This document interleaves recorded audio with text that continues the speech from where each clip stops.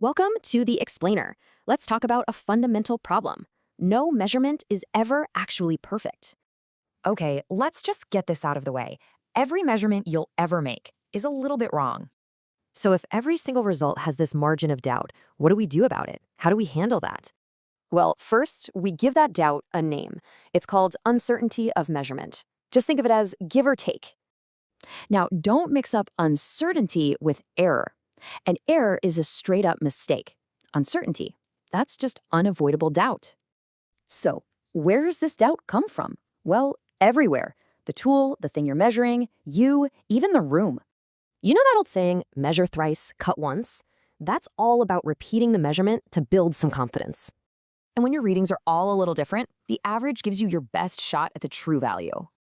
If you plot all those measurements, you'll seem cluster. So the big question becomes, how spread out are they? A lot of the time, that spread actually forms a predictable bell shape. We call that a normal distribution. And we measure that spread with something called standard deviation. It just tells you how spread out the data is. Okay, so we can measure the doubt. Now, how do we write down our results without lying about precision? The secret is using significant figures. These are the digits in a number that are actually meaningful, the ones we trust. There are a few simple rules for this, but that last one is really the one to watch out for.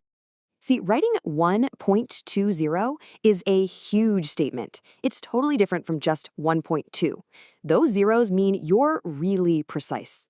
And this is a huge deal when you do math.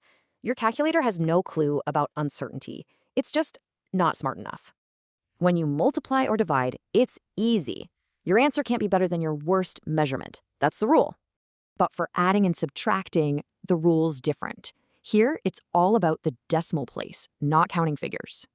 And here's a pro tip this quote gets at: never round in the middle of a calculation, only at the very end. So, why does any of this actually matter? Because in the real world, this stuff decides if a product passes or fails. Just look at this chart. Measurement B is tricky, right? That uncertainty band makes you ask, is it in or is it out? So the big takeaway? You can actually fight back against uncertainty, calibrate your gear, repeat your work, control the room. So that leaves us with this big thought. What does it really mean to be certain? Maybe it's just about knowing your doubt.